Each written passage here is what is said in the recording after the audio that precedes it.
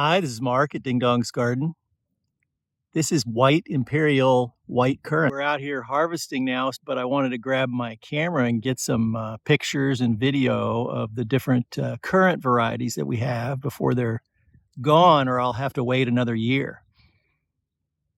So this is a white currant. We also have red and black currants and gooseberries and one of our favorites this year was called jostaberry, which is a cross between a black currant and a gooseberry. I don't have the best camera in the world, but I think even here with the sun is really still low on the horizon, and you can see the seeds within the translucent fruit of the white currant here.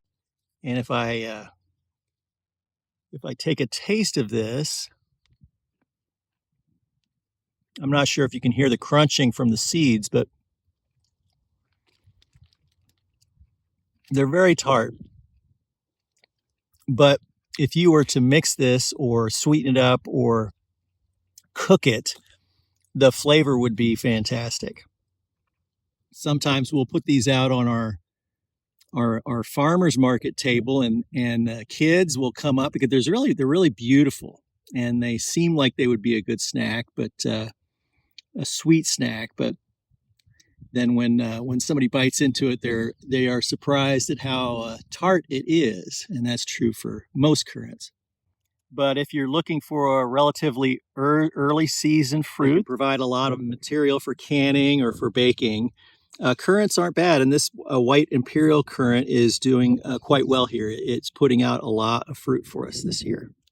And another nice thing about currants is that they propagate very easily. So if you can get a hold of a cutting, you basically just put it in a pot in the winter, and most of the time it will root out, and you'll have a new plant. So it's a great way to give gifts to other people or to start your own little backyard nursery, is just to take cuttings from your plant every year, and then you'll have something to share with others. This is white Imperial currant.